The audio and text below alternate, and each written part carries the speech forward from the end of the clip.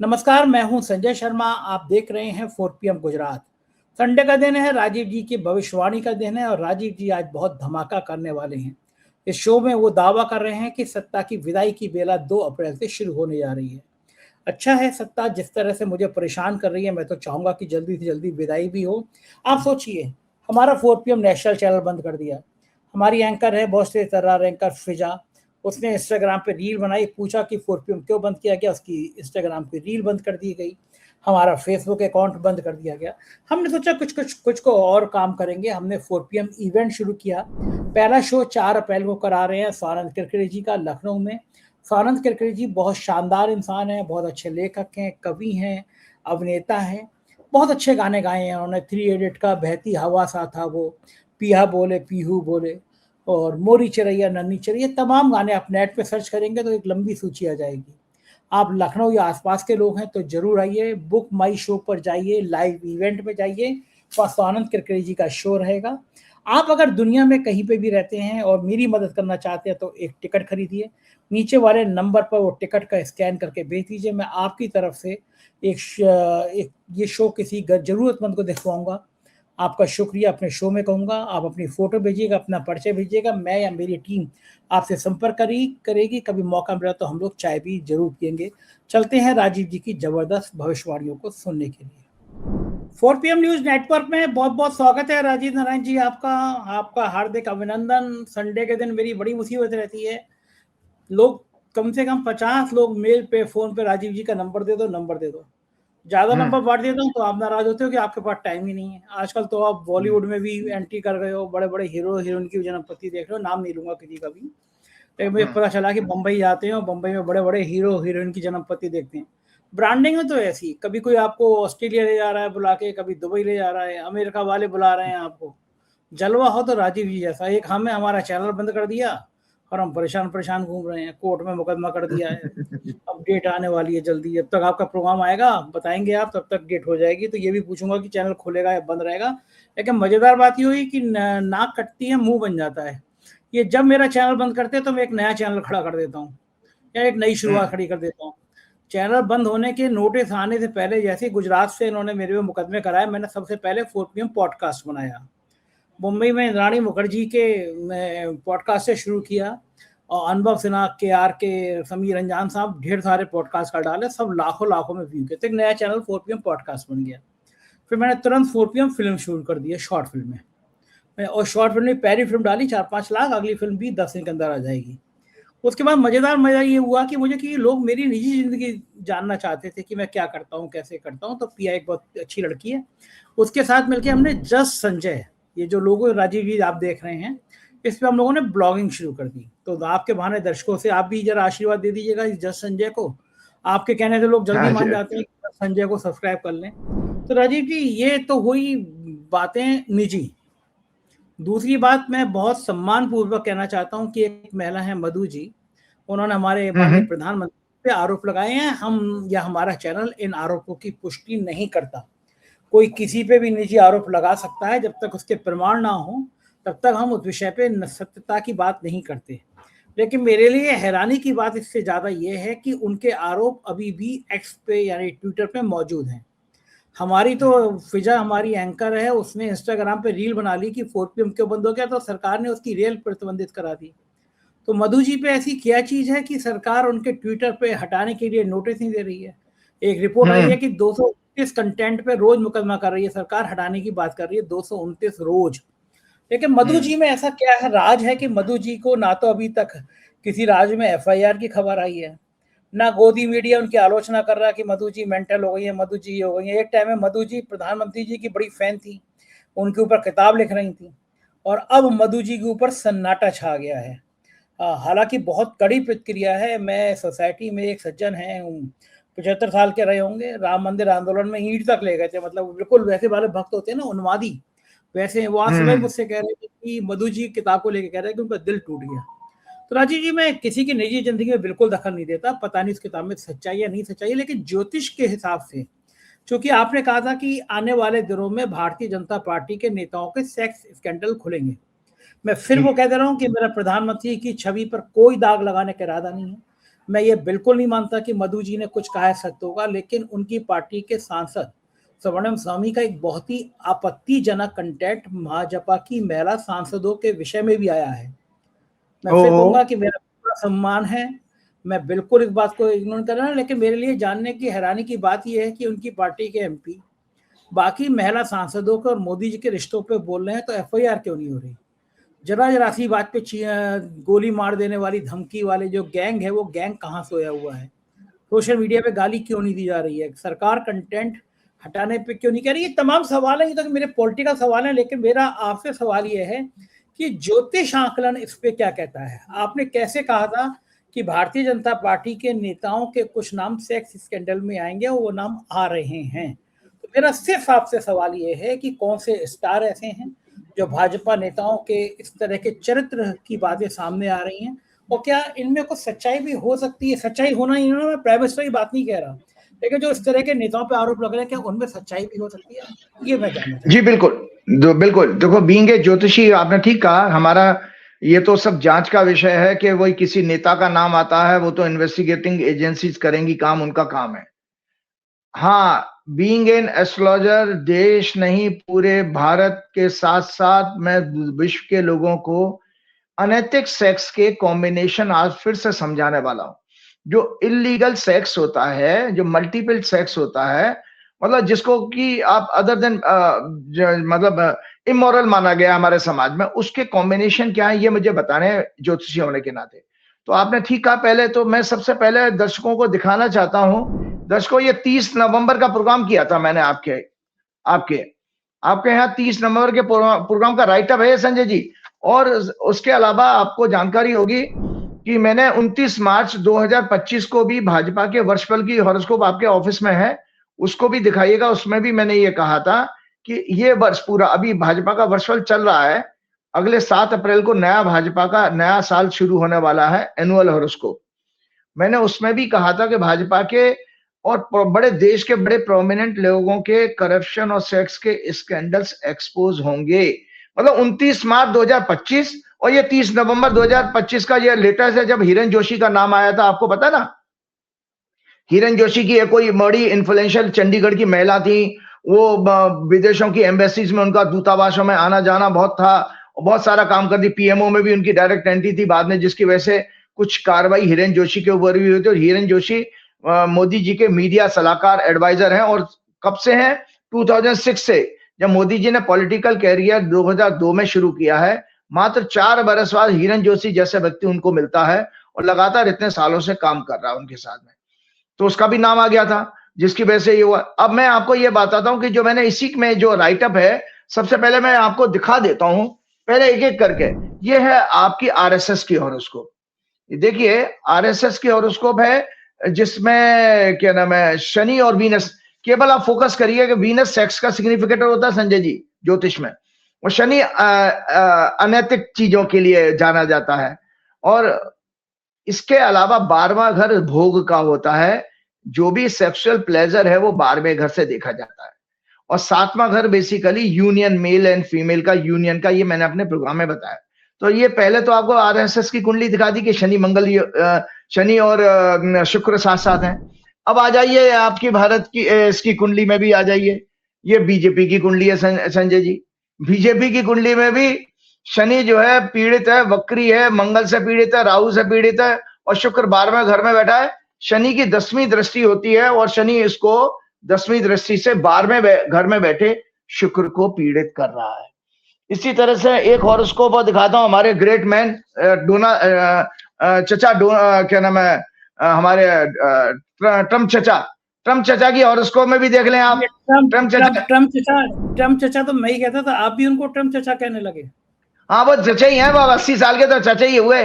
तो अब देखिए ये ट्रम्प चचा की हॉरोस्कोप में भी ये वीनस और शनि जो है क्या नाम 12वें घर में, और ट्रम्प चचा की तो सारी कहानी खुल के आई गई है कि कैसे छोटी छोटी बच्चियों के साथ में वो उनका जेफरी एप्स्टीन केस में नाम आ चुका है। इसी तरह अमेरिका की हॉरोस्कोप में भी देखिए संजय जी, अमेरिका की हॉरोस्कोप में भी जो है वीनस जो है 11th हाउस में बैठा है, शनि 2nd हाउस में बैठा है। शनि की दृष्टि जा रही है 10वीं वीनस के ऊपर, और साथ में मंगल और बैठा है। अगर आप देखिए किसी की हॉरोस्कोप में बता देता हूं, शनि और शुक्र अननेचुरल सेक्स का सिग्निफिकेटर है, तो काम बन गया, मतलब काम और डीप काम भावना, मतलब डीप डिजायर हो जाती है।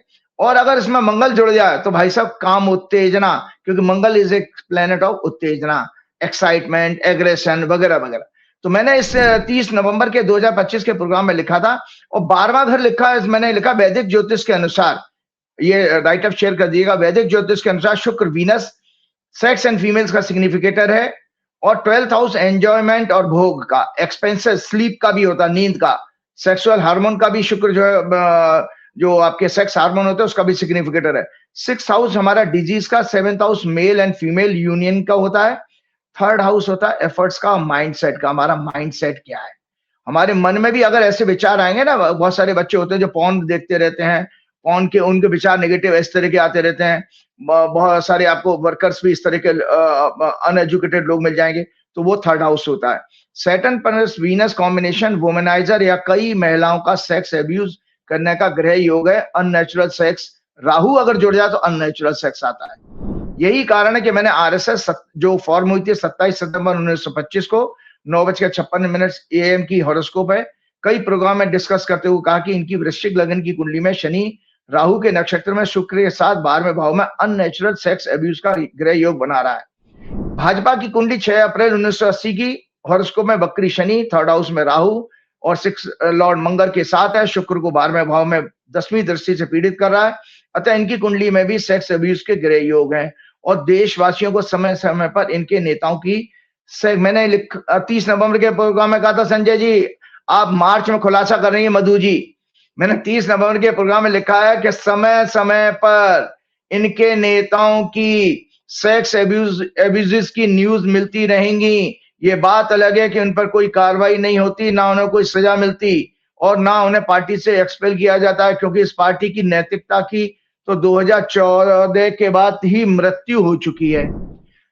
तो संजय जी एक हॉरोस्कोप और देखता, मैं नहीं जानता कि नरेंद्र मोदी जी की हॉरोस्कोप है। मैं तो बार बार आपके प्रोग्राम में 2.5 साल से प्रोग्राम कर रहा हूं, मैंने कभी नरेंद्र मोदी जी की हॉरोस्कोप नहीं डिस्कस की, लेकिन फिर भी बहुत सारे लोग मुझे कहते हैं कि भाई आप कम से कम एक 17 सितंबर के जो लोग पैदा हुए हैं, ना नरेंद्र मोदी हो, लेकिन 17 सितंबर के जो 17 सितंबर 1950 में जो पैदा हुए हैं, उनकी हॉरोस्कोप में आप देख तो सकते हो कॉम्बिनेशन। मैंने ठीक है, तो इसलिए एक रिसर्च के फॉर्म में मैंने देखा, ये है भैया हॉरोस्कोप 17 सितंबर 1950 की हॉरोस्कोप, और ये तुला लगन की हॉरोस्कोप है। मैंने उसमें लिखा top leader of ruling party, तुला लगन की हॉरोस्कोप, मंगल और चंद्रमा 2nd हाउस में, बृहस्पति वक्री उनके 5वें घर में, राहु उनके 6वें घर में, केतु बुध उनका वक्री है और कंबस भी है, सूर्य के साथ आपके 12वें घर में, और शनि और शुक्र इस कुंडली में भी संजय जी 11th हाउस में।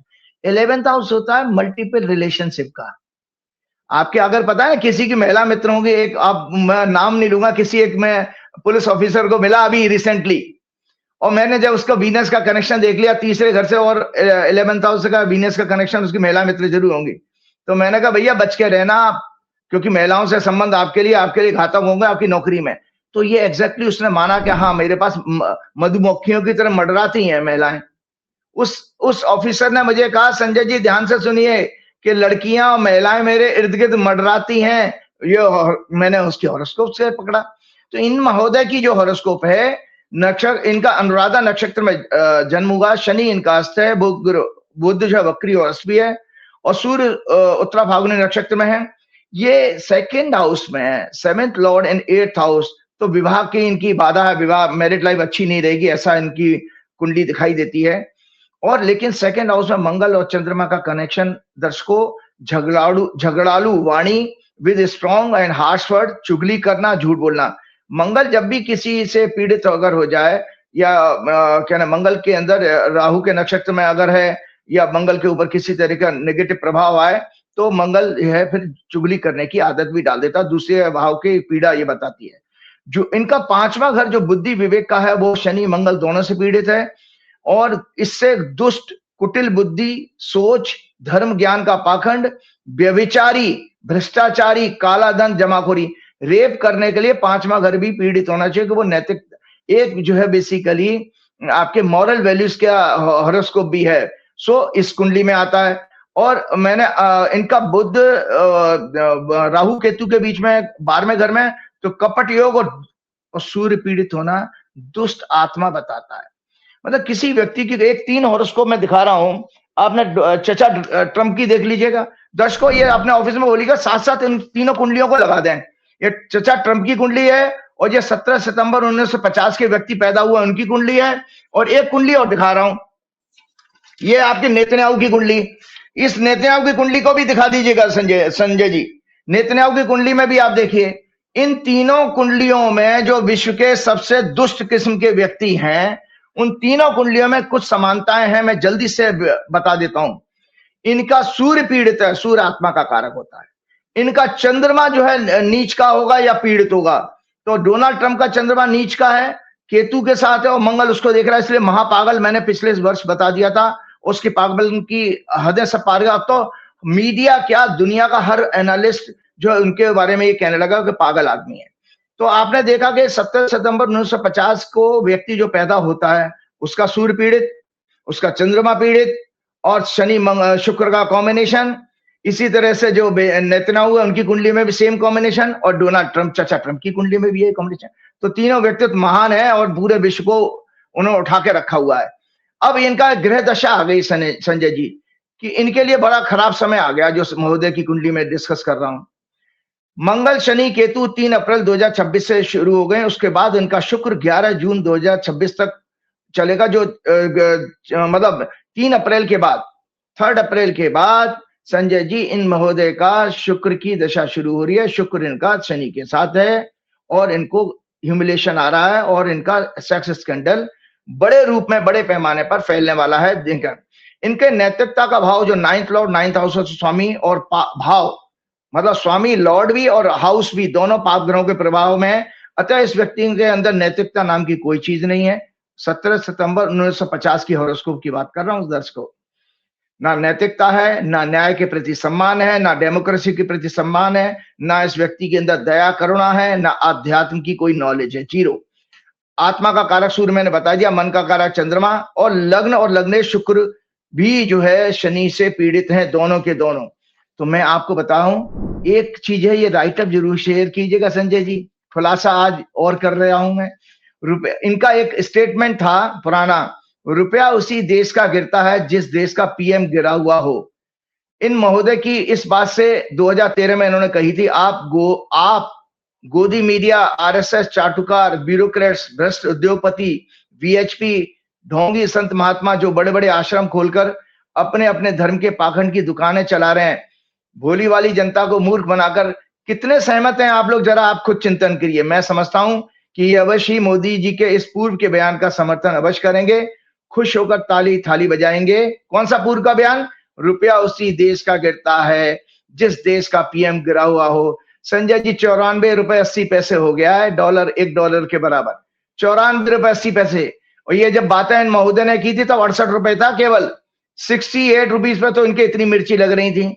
अब ये 94 रुपए पे ऑलमोस्ट 95 हो गया, उस पर इनका ये हालत है। मैं समझता हूँ कि ये खुश होकर ताली थाली बजाएंगे, क्योंकि इन सभी के ब्रेन का एनालिटिकल पार्ट, जो हम हमेशा आपको बताते हैं, एनालिटिकल ब्रेन पार्ट 5% होता है, जिसको फ्रंटल लोब कहते हैं, जो विचार और विवेक शक्ति प्रदान करता है, केवल 5% है। और ये 5% जानते हैं संजय जी, मैं आपको फिर से जानकारी बता, आपको बराबर याद दिलाता रहूंगा। कुत्ता, गधा, सुअर, इंग्लिश में उसको बोलेंगे डॉग, डोंकी, पिग के बराबर है। और याद रहिए संजय जी, इन तीनों जानवरों के भी अलग अलग व्यवहार होता है। कुत्ता जो है सबसे ज्यादा प्रतिक्रिया देता है, याद रहे, इनमें कुत्ता अपने मालिक की सेवा में सबसे ज्यादा रिएक्शंस देता है, गधा न्यूट्रल रहता है, और सुअर तो आलसी, निकम्मा, नाकारा होकर हमेशा ये कहेगा आएगा तो मोदी की फिलॉसफी में विश्वास करता है, आएगा तो मोदी की फिलॉसफी। बेसिकली सुअर की प्रवृत्ति के लोग बताते हैं, क्योंकि सुअर को कितना ही अब अच्छे माहौल में लेकर के आइए, वो फिर वापस कीचड़ में चला जाता है। तो इसलिए इनमें फिल्म इंडस्ट्री के विवेक अग्निहोत्री, शिल्पा शेट्टी, जूही चावला, धुरंधर फिल्म का निर्माता और अन्य एक्टर डायरेक्टर जो भी 5% ब्रेन वाली कैटेगरी में आते हैं, क्योंकि भगवान ने इनकी जुबान काट ली है। जो भारत की करेंसी रुपया 94.80 होने पर भी अब बोल नहीं पाते हैं। जबकि यही लोग, मनमोहन सिंह की सरकार थी तब, ये पालतू लोग 68 रुपए पर जब $1 की कीमत थी, तो तब रोज प्रतिक्रिया देते थे।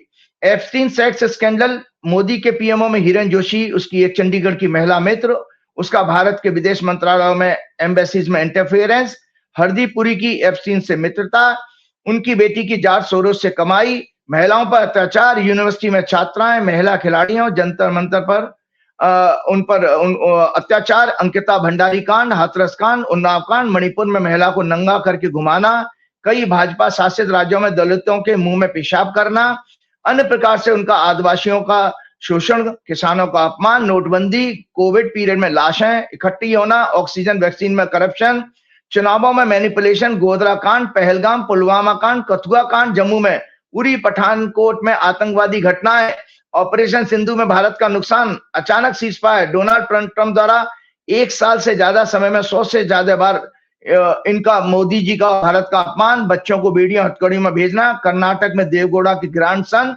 और अभी हाल ही में गोवा में भाजपा के एक वरिष्ठ पार्षद के बेटे द्वारा नाबालिग 20 से ज्यादा बच्चियों का शोषण, और कपिल मिश्रा के दिल्ली विधानसभा में एक सीडी चलाने का कांड, जिस पर कपिल मिश्रा को बल्कि इनाम और दे दिया गया, उनको मंत्री बना दिया गया। मोदी जी का यहूदी और ईसाइयों के आगे टोटल सरेंडर। अभी 25 मार्च को मोदी जी की ऑटोबायोग्राफी लिखने वाली एक महिला पत्रकार, समाज सेवी, आरएसएस समर्थन द्वारा मोदी द्वारा भाजपा के प्रचारक, मुख्यमंत्री और प्रधानमंत्री पदों पर रहते हुए कई महिलाओं का शोषण का भयंकर उन्होंने एक्सपोज किया है। सुब्रमण्यम स्वामी द्वारा कई वर्षों से मोदी जी का देश विदेश में महिलाओं से रिश्तों के खुलासे आदि पर, और erectile bond scam, stock market manipulation, कई बैंकों में करप्शन स्कैंडल का एक्सपोज, गौतम अदानी, अनिल अंबानी के स्कैंडल्स, भारत की विदेशों में खराब हो रही छवि, इकोनॉमी, एनर्जी क्राइसिस, और हमारी पुरानी पारंपरिक सभ्यता के मित्र ईरान पर अमेरिका इजराइल द्वारा अधर्म के युद्ध, 168 से ज्यादा बच्चियों की हत्याएं, ये सभी 5% जानवरों के समान ब्रेन वाले लोग प्रतिक्रिया क्यों नहीं देते? इन सभी पर अगली सरकार आने पर देशद्रोह का मुकदमा चले और इन लोगों को फांसी की सजा होनी चाहिए। ये मैंने बताया कि मैंने स्कैंडल भी बता दिया, और साथ आने वाले चीज में इतनी बातें क्यों कह रहा हूं। संवत्सर की कुंडली देख लीजिए संजय जी, ये तो अभी छोटा सा ट्रेलर है मधु जी का छोटा सा ट्रेलर, संवत्सर की कुंडली। दर्शकों ध्यान रखना, वीनस और शनि साथ बैठे हैं लगन में। इस संवत्सर की कुंडली जो मीन लगन की है, इसमें चंद्रमा, सूर्य, शनि और शुक्र 4 ग्रह लगन में बैठे हैं, और जो कि लगन पे 6वें घर का लॉर्ड, 8th लॉर्ड और 12th लॉर्ड, तीनों कष्ट के जो होता ज्योतिष में कष्ट माने गए हैं, 6th लॉर्ड, 8th लॉर्ड और 12th लॉर्ड, यही हमारी जीवन की सारी समस्याएं इसी में आती हैं। उसका प्रभाव है लगन पे। ये सेक्स स्कैंडल कांड आगे इनकी सत्ता खा जाएगा। मोदी जी की सत्ता बचेगी नहीं। मैंने पिछले प्रोग्राम में ये कहा था कि अप्रैल से जुलाई के बीच में ये सत्ता जाना तय है संजय जी, जाना तय है। कोई माई का लाल उसको रोक नहीं है। हाँ, जुलाई, अप्रैल से जुलाई, लिख लीजिएगा, क्योंकि इस कुंडली का जो है राजा जो है बृहस्पति है, और मंत्री मंगल है, वो बहुत भयंकर पीड़ित है राहु केतु के साथ 12वें घाव में। तो आपको एक चीज और बता रहा हूं कि ये राइटअप है, याद देखना, 2 अप्रैल को मंगल राशि बदल रहा है संजय जी। क्या मंगल 2 अप्रैल 2026 को लगभग 3:29 शाम को मीन राशि में प्रवेश करेगा, शनि के साथ योग बनाएगा, देश में सत्ता परिवर्तन के हालात पैदा करेगा 2 अप्रैल से। तो पहले इंडिया की हॉरोस्कोप देख लेता हूं। इंडिया की हॉरोस्कोप ये रे भैया संजय जी, ये इंडिया की कुंडली है। ये इंडिया की कुंडली देख लो आप। 15 अगस्त 1947 00 आवर 1 मिनट पर इंडिया की टॉरस लगन में आजादी मिली। कैंसर मून साइन है। 5 प्लैनेट तीसरे घर में है, चंद्रमा, सूर्य, मरकरी, शुक्र, शनि। महादशा लॉर्ड मंगल 6 सितंबर से महादशा मंगल की शुरू हुई है। वो 2nd हाउस में, इकोनॉमी के हाउस में। जुपिटर इन तुला राशि, शत्रु राशि में, 6th हाउस। संघर्ष, विवाद, रोग, बीमारी, परंतु उन्नति जरूर होगी। इसके हाउस से 2nd हाउस को प्रभावित कर रहा है। लग्न में राहु, 7th हाउस में केतु। मंगल राहु 2 फरवरी से जो दशा शुरू हुई है भारत की कुंडली की दशा को, 2 फरवरी से मंगल में राहु की दशा शुरू हो चुकी है। दोनों 212 एक्सेस में बैठे हैं। महादशा के स्वामी मंगल और अंतरदशा के स्वामी राहु अति शत्रु हैं। अतः देश के लिए, इकोनॉमी के लिए, देश की सरकार, मंत्रियों के लिए, देश की करेंसी के लिए, शेयर बाजार के लिए अत्यंत कष्टकारी दुखद समय आ रहा है आपका। इसी कुंडली में D10 चार्ट में, जो कैरियर की चार्ट होती है, आप D10 चार्ट शेयर करिएगा, आपके यहाँ है। मैं राहु अपमान, जेल, विदेशी षड्यंत्र, त्याग पत्र, सत्ता परिवर्तन के 12वें भाव में बैठा है, मीन लगन में राहु, क्योंकि अंतर्दशा राहु की शुरू हो चुकी है। मंगल केतु के साथ विवाद, संघर्ष, आंदोलन के 6वें भाव में, अर्थात महादशा और अंतर्दशा के स्वामी लॉर्ड 6-12 हाउसेस की एक्सिस में है। चंद्र कुंडली में लग्न में मंगल 12वें भाव में, राहु 11वें भाव में, अर्थात 10वें भाव का स्वामी। 10वें भाव से देखी जाती है पीएम की कुर्सी, रूलिंग पार्टी, सत्ता और प्रेसिडेंट का स्वामी 12वें भाव में। मंगल की दशा सत्ता की विदाई, विदेशी षड्यंत्र द्वारा सत्ता की विदाई, सुन लीजिए, विदेशी षड्यंत्र के द्वारा सत्ता की विदाई तय है। और ये अपने पूर्व के सारे पापों की सजा देने के लिए मंगल की दशा आई है। और दंड भी कंफर्म कर रही है कि इनके सेक्स स्कैंडल और करप्शन स्कैंडल एक्सपोज होंगे। और 2 अप्रैल से कहानी बन गई। लग्न में 8 लॉर्ड शनि, 12 लॉर्ड बुध भी है, शुक्र शनि योग, सेक्स स्कैंडल का योग बनता है। गोचर में 2 अप्रैल 2026 को जब मंगल मीन राशि में प्रवेश करेगा, शनि के साथ योग बनाएगा। ये मंगल भारत की कुंडली में जन्म के मंगल को चौथी दृष्टि से देखेगा। याद रहे, जब भारत आजाद हुआ था उस समय भी हजारों लोगों की सांप्रदायिक दंगों में हत्याएं हुई थी। अतः ये मंगल एनर्जी क्राइसिस, ऊर्जा संकट, शनि, सूर्य, शुक्र, बुध, चंद्र सभी 8 में से 8 में 8 to 8 यानी 3rd हाउस में है। ये आंदोलन व्यापक और हिंसक होगा, एनर्जी क्राइसिस का। पड़ोसी देशों में भी ऊर्जा संकट और हिंसा, भारी जान माल के नुकसान का योग है। अर्थव्यवस्था, फार्मिंग को भारी नुकसान, महंगाई, बेरोजगारी चरम सीमा पर, फर्टिलाइजर और अन्य जरूरी सामानों की क्राइसिस होगी। 7 अप्रैल 2026 से मोदी सरकार के लिए, 7 अप्रैल 2026 से मोदी सरकार की अत्यंत अशुभ समय, सत्ता की विदाई तय होती हुई दिखाई दे रही है। सत्ता की से विदाई मोदी जी की 7 अप्रैल से तय होती हुई दिखाई दे रही है। भाजपा का जो आने वाला वर्षफल 2026-27 जो 7 अप्रैल से ही बनेगा, अगले प्रोग्राम में मैं उसको शेयर करूंगा डिटेल में, एक अच्छा संकेत नहीं दे रहा है। 2014 से अभी तक भाजपा सरकार के बड़े बड़े मंत्रियों के कई सेक्स और करप्शन स्कैंडल एक्सपोज होंगे इसी वर्ष में।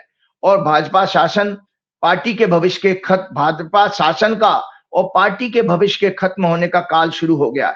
नया संवत्सर जो 19 मार्च 2026 को 6:52 सुबह शुरू हुआ था मीन लगन में। लगन में 6 लॉर्ड, 8 लॉर्ड, 12 लॉर्ड का प्रभाव है, एक अशुभ संकेत है। अमेरिका, डोनाल्ड ट्रंप, इजराइल और भारत के लिए। वर्ष का राजा बृहस्पति है। भारत, अमेरिका, डोनाल्ड ट्रंप तीनों की हॉरोस्कोप का ये 8वें घर का स्वामी है, 8th लॉर्ड है। मंत्री मंगल कुंडली के 12वें भाव में राहु केतु से पीड़ित है। साथ में 4th लॉर्ड, 7th लॉर्ड बुध भी है। वर्ष के राजा और मंत्री मंगल दोनों का संबंध भारत की हॉरोस्कोप में 2nd हाउस, 12th हाउस से, यानी economy, local currency, banks, financial institution, corporates, stock market, Gen Z, education, entertainment sectors, food industry, oil and gas sector, IT sector से बन रहा है। अतः कई बैंक्स के फ्रॉड के चलते इनके बैंकों के बंद होने का योग, कॉर्पोरेट्स के करप्शन स्कैंडल, विदेश में उनके ऊपर कानूनी कार्रवाई, बल्कि उन कॉर्पोरेट्स के विदेश में जाने का, जेल में जाने का भी योग है। जो कॉर्पोरेट लीडर्स हैं, उद्योगपति, उनके विदेशों में चल रही कई प्रोजेक्ट्स पूरी तरह बर्बाद हो जाएंगे।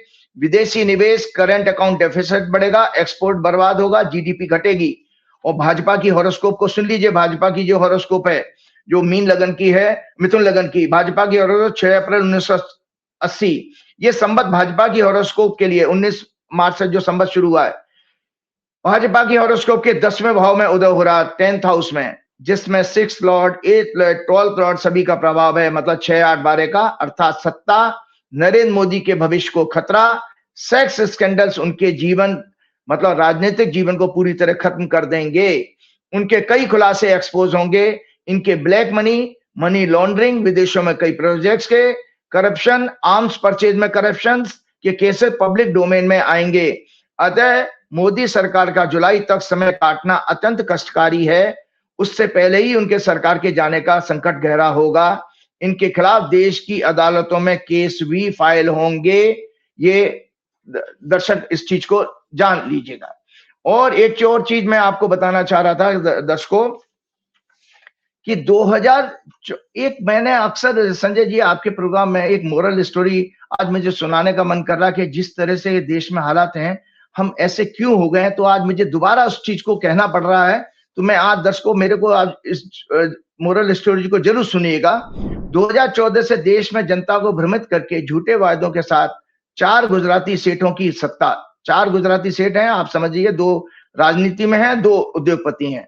और एक मोरल स्टोरी गधे और उल्लू की कहानी। आज देश में जनता के कष्ट, चारों तरफ से अनेकों संकटों से घिरी सरकार, रुपया लगभग 95 के बराबर हो गया, स्टॉक मार्केट में तबाही, डिप्लोमेसी, डेमोक्रेसी, सॉवरेनिटी सब कुछ खत्म होती हुई दिखाई दे रही है। सर्वोच्च नेता विदेशी ताकतों, खासतौर से Epstein sex scandal gang, Israel, America, Donald Trump के द्वारा टोटली कंप्रोमाइज, उनके सामने दंडवत होकर के तलवे चाटने पर मजबूर हो चुका है। भारत जैसे महान देश का स्वाभिमान पिछले 500 साल में सबसे कमजोर बन चुका है। क्यों? देश की जनता विदेशी फंड और भ्रष्ट कॉर्पोरेट हाउसेस, गोदी मीडिया, चापलूस देशद्रोही ब्यूरोक्रेसी के द्वारा 24/7 भ्रमित की जा रही है। एक फेक नैरेटिव, फॉल्स प्रोपेगेंडा, जैसे धुरंधर 1, धुरंधर 2, कश्मीर फाइल जैसी मूवीज के द्वारा को लगातार दिखाकर एक प्रोपेगेंडा फैलाया जा रहा है। इसलिए मुझे फिर से इस गधे और उल्लू की कहानी के द्वारा आपकी कमजोर और सोई हुई चेतना को फिर से एक्टिव करने की आवश्यकता महसूस हो रही है। Actually, it is a metaphor for the relation between seeking guidance, trust, and personal discernment, an act of perceiving or perception or insight or wisdom. एक बार एक गधा अकेला जंगल में घूम रहा था, उसे अपने डेस्टिनेशन का पता ही नहीं था और उस पर कैसे पहुंचा जाए इसकी भी समझ और ज्ञान नहीं था। घास आदि खाते खाते कब अंधेरा हो गया और जंगली जानवरों की आवाज आना शुरू हो गई, उसे पता ही नहीं चला। तब गधा डरने लगा, परंतु अंधेरे के कारण उसे आगे का रास्ता भी दिखाई देना बंद हो गया। तभी पेड़ पर बैठे एक उल्लू ने उसे आवाज दी, मित्र, तुम इस अंधेरे में कुछ नहीं देख सकते हो, परंतु मैं सब कुछ देख सकता हूं। क्या मैं तुम्हारा मार्गदर्शक बन सकता हूं? गधे को इससे ज्यादा क्या चाहिए था? और गधा जोर से हंसा और उसने उल्लू को अपनी पीठ पर बैठाकर गाइड करने के लिए इनवाइट कर लिया। ठीक इसी तरह नरेंद्र मोदी जी 2014 में जनता को मिसगाइड करके सत्ता में आ गए और काला धन वापस लाना, सभी के खातों में 15-15 लाख जमा करना, स्मार्ट सिटी, बुलेट ट्रेन, विश्व गुरु, सबको मकान आदि आदि। इसके बाद दोनों जंगल से चल पड़े, गधा और उल्लू। उल्लू डायरेक्ट करता रहा और गधा बिना सोचे समझे उसे फॉलो करता रहा। सारी रात जब तक अंधेरा रहा, यह अरेंजमेंट बहुत बढ़िया चलता रहा। चलते चलते दिन निकल आया, रोशनी बढ़ने लगी और वे जंगल से कब बाहर आ गए उन्हें पता ही नहीं चला। लेकिन अब दिन निकल आने पर एक नई समस्या खड़ी हो गई। दिन में गधा तो देख सकता था, लेकिन उल्लू अंधा हो गया और उसे दिखना बंद हो गया। इससे एक भ्रम, कंफ्यूजन की स्थिति पैदा हो गई। उल्लू को भी गधे की पीठ पर बैठकर सवारी करते हुए हुक्म देने की एक लत लग गई।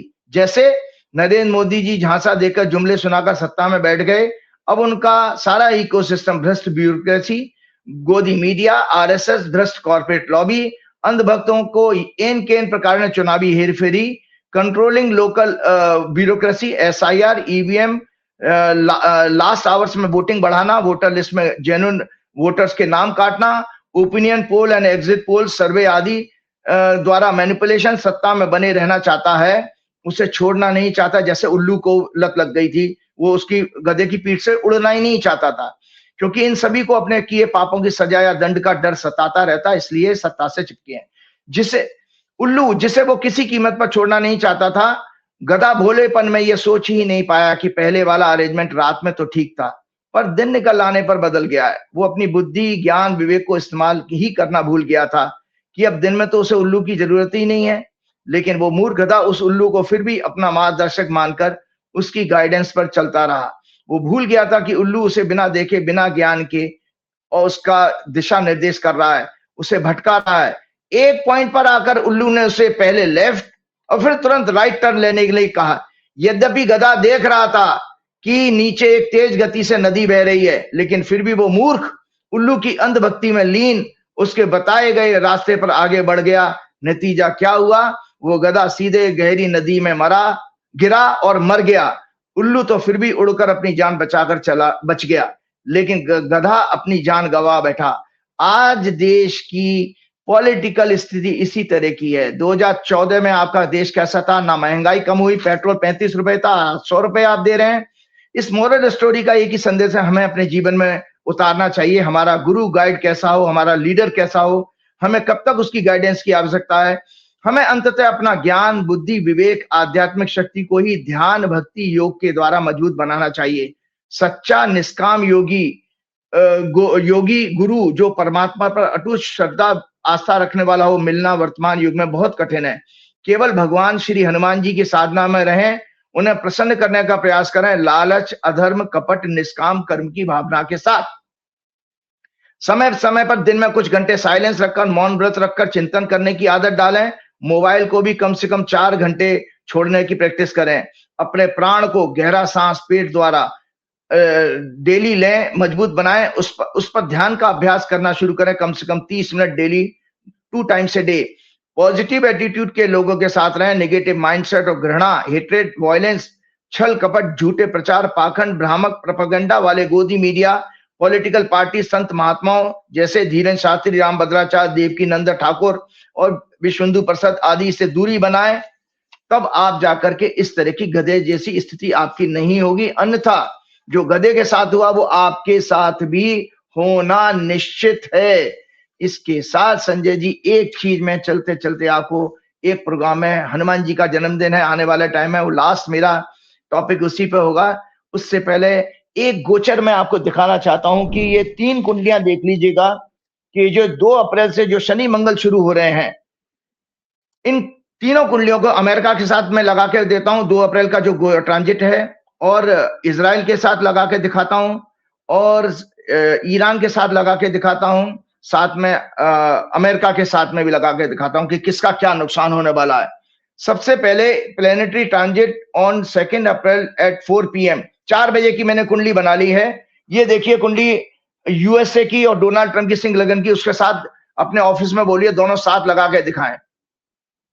ये कॉम्बिनेशन संजय जी यूएसए की हॉरोस्कोप में 8वें घर में शनि, मंगल और सूर्य इकट्ठे हो रहे हैं।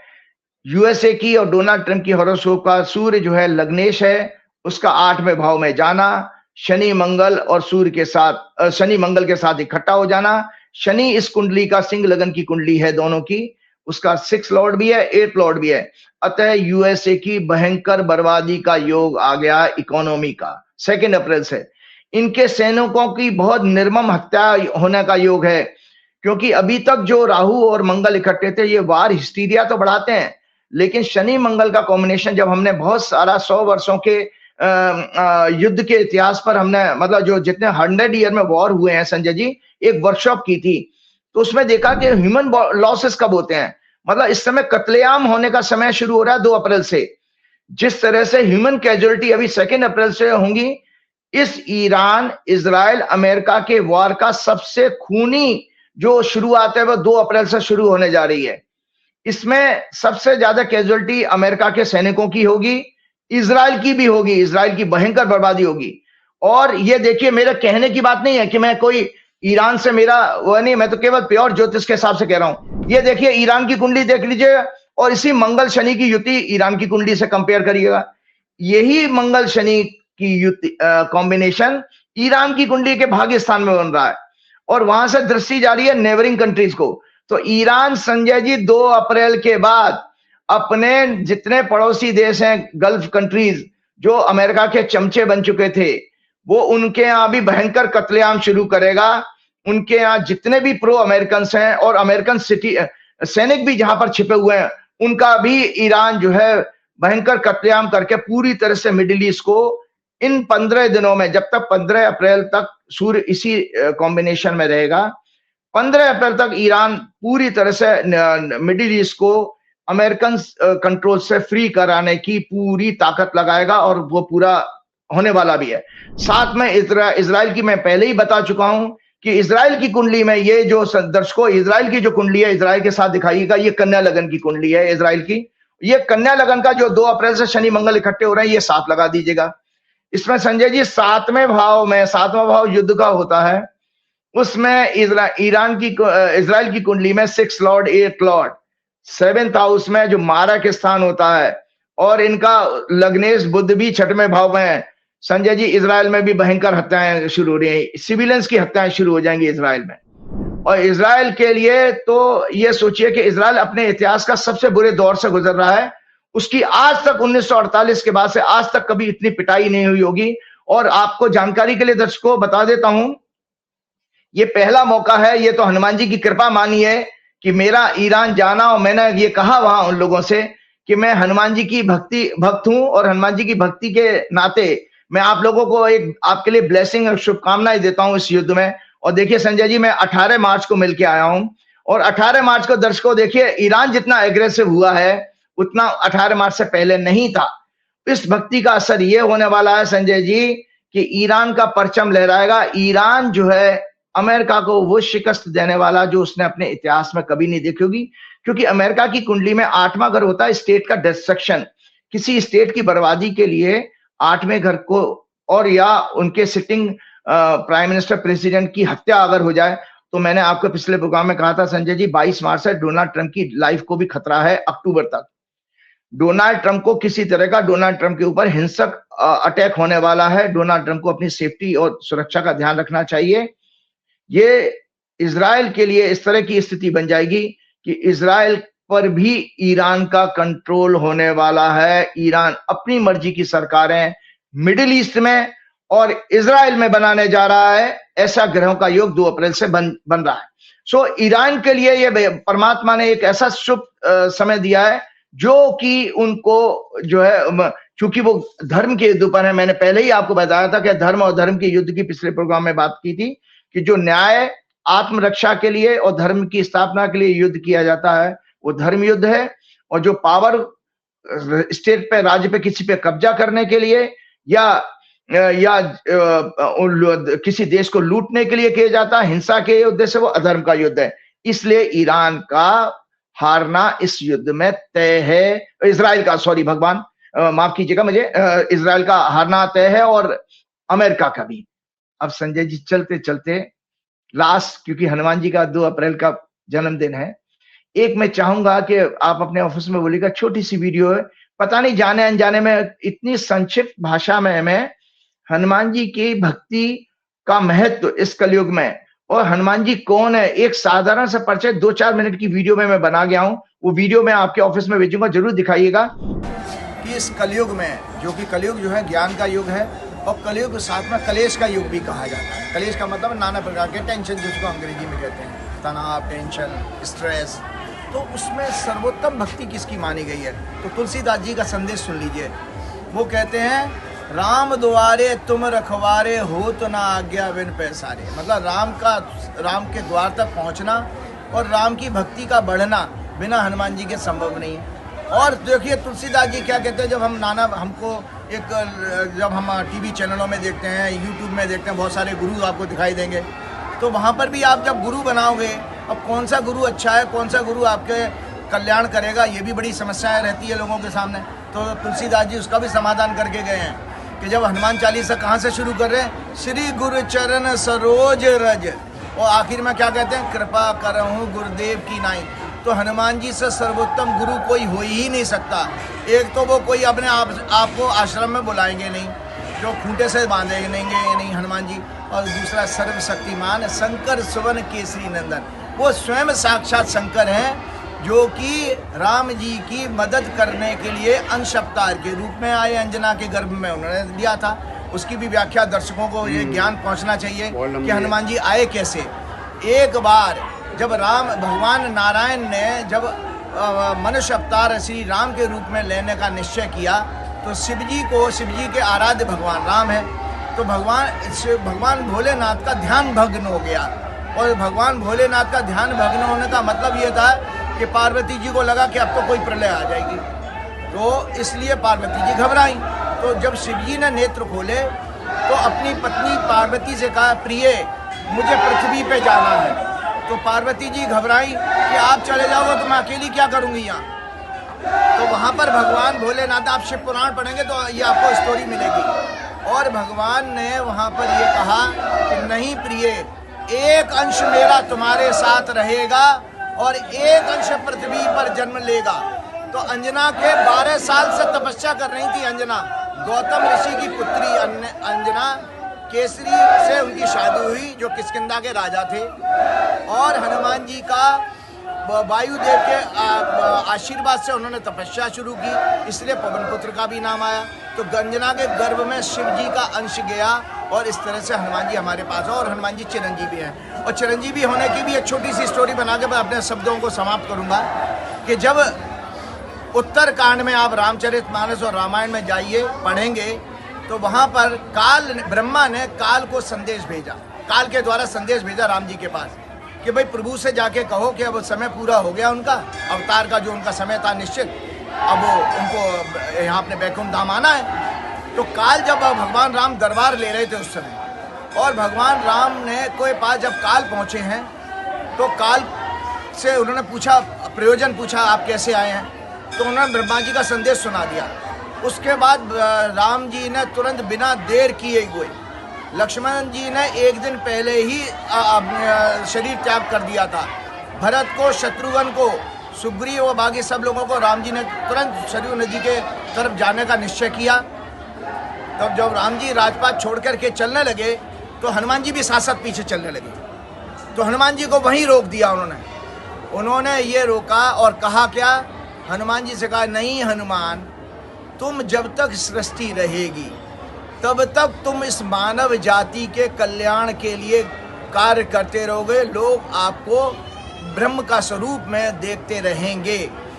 और इस तरह से भगवान राम ने, श्री राम ने लव और कुश को राजपाट अयोध्या का नहीं दिया, और आज की डेट में भी अयोध्या के राजा कोई हैं तो ये पवन पुत्र मारुति नंदन आंजनेय नाम है उनका, हनुमान जी हैं। तो इस तरह से हनुमान जी को राजपाट दे करके गए हैं अयोध्या का। लोगों को, बहुत सारे लोगों को राम कथा वाचक कभी बताएंगे नहीं आपको कि हनुमान जी अयोध्या के राजा हैं, लव और कुश उनके पुत्र राजा नहीं थे। उसके भी कैसे ये चीज़ बनी, इसके लिए जब सीता जी से जब पहली बार अशोक वाटिका में मिलते हैं हनुमान जी, तो सीता जी ने पहले तो वो घबराई, हनुमान जी ने जब परिचय दिया तो सीता जी के मुख से पुत्र निकल गया, इस नाते वो ज्येष्ठ पुत्र बने। तो जब ज्येष्ठ पुत्र को जब उत्तराधिकारी आप चुनाओगे तो ज्येष्ठ पुत्र को, इसलिए हनुमान जी को ये सब चीज में, तो इसीलिए। और आखिरी में तुलसीदास जी की बात कहते हुए कि तुलसीदास जी क्या कहते हैं, और देवता चित्त न धरई, हनुमत से ही सब सुख करई। अरे हनुमान जी की सेवा में, हनुमान जी के चरण के आने के बाद तो मुझे और कोई देवता समझ में आता ही नहीं है। मेरे चित्त में चित्त बनता है, मन बुद्धि अहंकार, इन तीन के कॉम्बिनेशन से चित्त बनता है कि मेरे चित्त में दूसरा कोई देवता भगवान समा ही नहीं सकता श्री राम के अलावा। जय श्री राम, जय बालाजी मंदिर आकर के कैसे? मैंने बहुत अच्छी बात इन्होंने कही। मैं तो जब मेरे को ये लोग दर्शन कराने ले गए, और मेरी जीवन में तो सारा हनुमान जी ने मेरा जीवन ही बदल दिया हनुमान जी ने। आज जो भी कुछ हो, मेरा रोम रोम शरीर का हनुमान जी के आगे चरणों में समर्पित है। जब मैं अंदर था तो मैं हनुमान चालीसा का पाठ करता और बड़े शुभ टाइम पे मैं अंदर प्रवेश करता हूँ जब आरती हो रही थी। वो आरती वाला जो मोमेंट होता है, क्षण होता है, वो सबसे पावरफुल होता है ऊर्जा के हिसाब से। उस समय जब घंटे घड़ियाल, ये नाद योग कहा गया है, जब हम योग शास्त्र में जाते हैं ना, अलग अलग योग, भक्ति योग, ज्ञान योग, कर्म योग, नाद योग है ध्वनि का योग, कि ध्वनि के द्वारा भी हमारी चिकित्सा होती है। तो नाद योग का सबसे सर्वोत्तम उदाहरण वही आरती का समय होता है। उस समय जब मैं खड़ा था तो मैंने देखा, बाप रे बाप, ये आज इतनी भीड़, इतने भक्त क्यों आ रहे हैं। मैंने ये इसका मुझे आंसर मिल चुका है, क्योंकि इस मूर्ति में और इस प्रांगण में, इस स्थान पर जबरदस्त वाइब्रेशन है, जबरदस्त आध्यात्मिक ऊर्जा है, बहुत आध्यात्मिक शक्ति है, और मेरा जीवन धन्य होगा। मुझे बहुत अच्छी अनुभूति हो रही है। जय श्री राम, जय हनुमान। मैं अपने जन्म स्थान में एक ऐसे हनुमान जी के तीर्थ पे गया था जो मेरे जन्म के बाद बना, और देखते देखते वहां उस दिन, जिस दिन मैं मंगलवार को, पिछले मंगलवार को था संजय जी, 1.5 लाख की भीड़ थी, और उस मंदिर में पूरा हाईवे जाम था। 70 के अराउंड पुलिस वाले थे मैनेज करने के लिए, और 6 सब इंस्पेक्टर्स उसको कंट्रोल कर रहे थे। उसमें मैंने 1 घंटे साधना की। उसके बाद में जब मंदिर के ट्रस्ट के लोगों ने मेरा सम्मान किया है, उसमें उन्होंने जब कुछ बोलने के लिए कहा, तो वो बातें मैं चाहता हूं कि देश और दुनिया के लोगों को हनुमान जी के बारे में पता लगनी चाहिए कि 2 अप्रैल को जन्मदिन आ रहा है। और संजय जी, आज हम 29 तारीख का प्रोग्राम कर रहे हैं। मैं कल उस मंदिर में पिछले जब से मैंने प्राण प्रतिष्ठा 6 अप्रैल 2023 को उस मंदिर में पूना में की थी। वो मंदिर पूरी मेरी ही कंसेप्ट, मेरी ही सारा संकल्प था और वो पूरा हुआ। उसके बाद उस ग्रुप को भी इतना फायदा हुआ कि उनके हजारों करोड़ के कर्जे मात्र 6 महीने में उनके कर्जे भी पूरे उन्होंने रीपे कर दिए। तो उसमें मैं अपना हनुमान जी का जन्मदिन मनाने कल मंडे को मैं जा रहा हूँ 30 तारीख को। तो 2 तारीख तक मैं वहां रहूंगा। तो मैं संजय जी चलते चलते एक मैसेज के रूप में बताता हूँ। आज हनुमान जी की आपके ऑडियंस को, दुनिया के लोगों को जो 8 सिद्धियां हैं, जो माता सीता ने उनको अयोध्या जब वो अशोक वाटिका में पहुंचे हैं, उनको आशीर्वाद के रूप में दी थी। क्या वो है ना हनुमान चालीसा की चौपाई, अष्ट सिद्धि 9 निधि के दाता, असवर दीन जानकी माता, ऐसा वर जानकी माता ने दिया। उन 8 सिद्धियों को आज के मॉडर्न कंटेक्स्ट में, आज के सामान्य जीवन में कैसे हम समझ सकते हैं, उसकी व्याख्या करके अपने प्रोग्राम को समाप्त करूंगा। पहले तो मैं आपको जो हमारा अभी रामनवमी हमारी पीछे गई और ये भगवान राम का जन्म इस नवरात्रे में होता है, तो ये छोटा सा राइटअप है, अपने ऑफिस में बोलिएगा, शेयर करेंगे ये, जिसमें मैंने कहा रामायण का आध्यात्मिक महत्व क्या है और रामायण का सामाजिक महत्व क्या है। श्री राम आत्मा, परमात्मा, शुद्ध चेतना है, सोल, प्योर कॉन्शियसनेस। माता सीता मन, हृदय, शक्ति, प्रकृति, mind, pure division, nature. Ravan ego, 10 इंद्रियों और उनके सब्जेक्ट्स, क्रियाज। लक्ष्मण प्राण शक्ति, संयम, भाईचारा। श्री हनुमान जी भक्ति, प्राणायाम, शुद्ध मन की शक्ति। वानर सेना इंद्रियों और विचारों का कंट्रोल्ड संग। सेतु निर्माण, ज्ञान और साधना से भव सागर पार करना। राम रावण युद्ध, इनर बैटल है, हमारे अंदर का द्वंद्व युद्ध है जिसमें अहंकार की पराजय होती है। ये राम रावण का युद्ध हमारे हृदय में हमेशा हमारे जीवन में डे टू डे लाइफ में होता रहता है। जीवन का उद्देश्य है आत्म साक्षात्कार और मोक्ष प्राप्ति। भक्ति, कर्म, योग, ध्यान, संयम और मर्यादा से ही आत्मा की अपनी मूल प्रकृति अर्थात सीता को पुनः प्राप्त करना। रामायण सिखाती है धैर्य, त्याग, क्षमा, सत्य से ही व्यक्ति आध्यात्मिक उन्नति प्राप्त कर सकता है। रामायण का सोशल इंपॉर्टेंस, रामायण ने भारतीय समाज को युगों से नैतिक, पारिवारिक और सामाजिक ढांचा प्रदान किया है। मर्यादा पुरुषोत्तम श्री राम का आदर्श व्यक्ति को समाज में नियम, अनुशासन और कर्तव्य पालन सिखाता है। राम राज का सपना जहां न्याय, समानता, शांति और समृद्धि हो। पारिवारिक मूल, पिता की आज्ञा, माता पिता का सम्मान, भाईचारा, पति पत्नी का प्रेम और निष्ठा राम और सीता के बीच में जो थी। सामाजिक समरसता, राम ने लोअर वर्ग के शबरी, गुहू, केवट, वानर, रीच में भी अच्छे लोगों को अपनाया। जाति, वर्ण, वेद भेद से ऊपर मानवता का संदेश दिया। सत्य, न्याय, त्याग, करुणा जैसे मूल्यों का प्रसार किया। समाज सेवा और सहयोग, वानर सेवा, रीछों का सहयोग उन्होंने लिया। रामो विग्रहवान धर्म, राम स्वयं धर्म का शरीर है।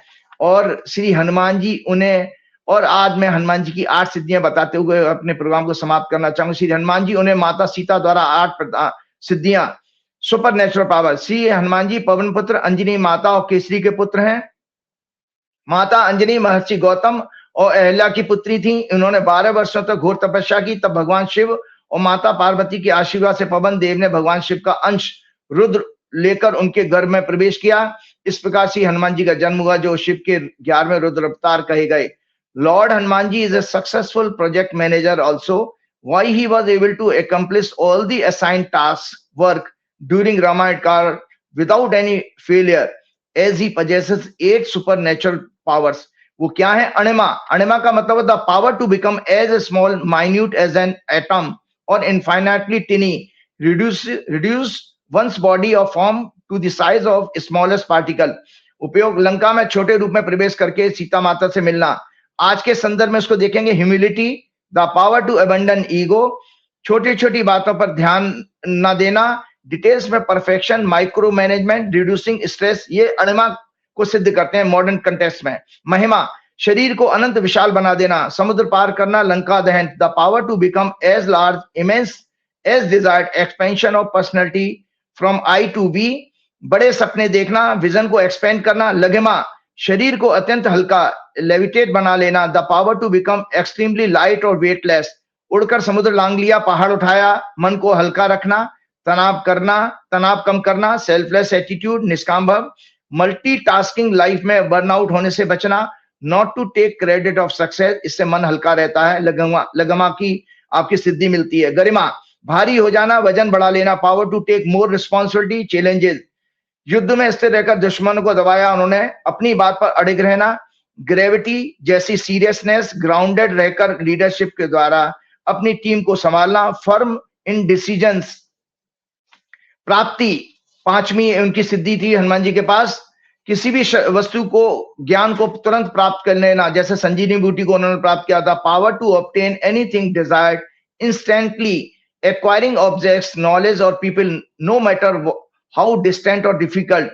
सो आज की डेट में कैसे देखेंगे, networking, knowledge, opportunities, Google, LinkedIn या इंट्यूशन से इंस्टेंट एसेस की शक्ति, भक्ति से ही सही मार्गदर्शन मिलता है, प्रकाम में मनचाही इच्छा पूरी करने की शक्ति, the power of fulfilling any wish और desire at will, achieving the impossible through sheer determination or becoming invisible unseen as desired.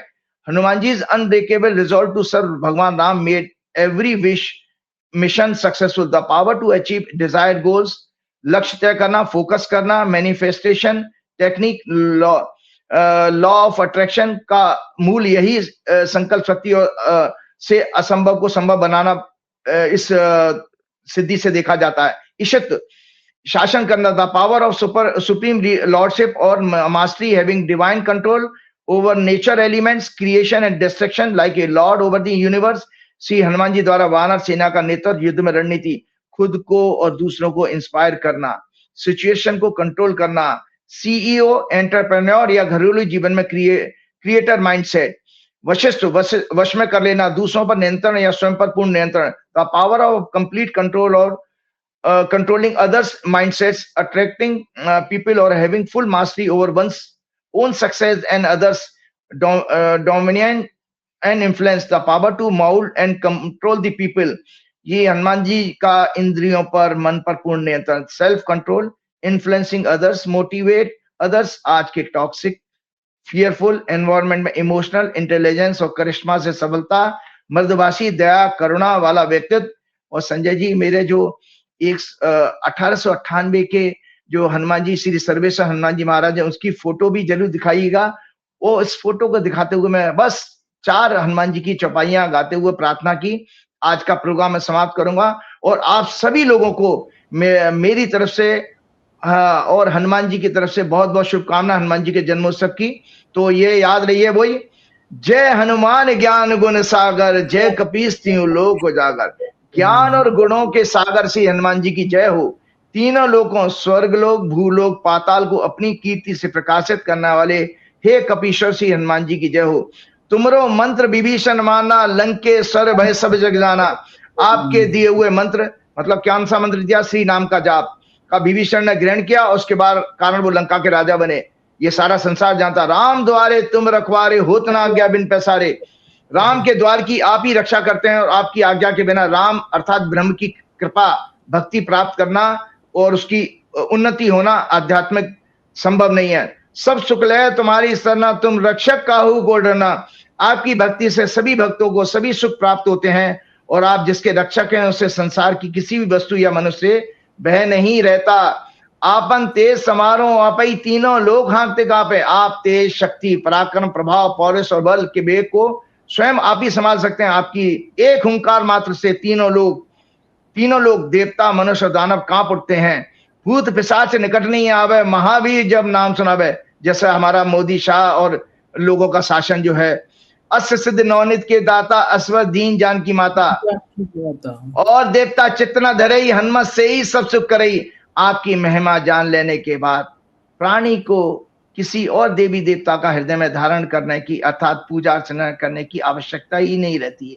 आपकी सेवा से जीवन में सभी सुख, चारों प्रसाद, धर्म, अर्थ, काम, मोक्ष प्राप्त हो जाते हैं। अंत में गोस्वामी जी तुलसीदास जी कहते हैं, जय जय जय हनुमान गोसाई, कृपा करहूं गुरुदेव की नाई। हे प्रभु श्री हनुमान जी, आपकी जय हो, जय हो, जय हो।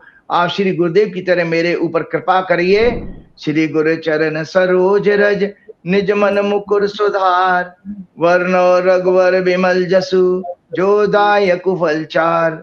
बुद्धिहीन तनु जान के, सुमिरो पवन कुमार, बल बुद्धि विद्या देव मोह हरौ कलेश विकार। जय श्री राम, जय हनुमान। बहुत आप सभी शुक्रिया लोगों राजीव जी, को बहुत। ये तो राजीव नारायण जी, पूरी बातचीत आपने सुनी, क्या गजब भविष्यवाणी है। पूरी दुनिया उनका इंतजार करती रहती है, संडे के दिन का इंतजार करती रहती है कि राजीव जी क्या खुलासा करने वाले हैं। कैसी लगी बातचीत बताइएगा जरूर। शुक्रिया, थैंक यू।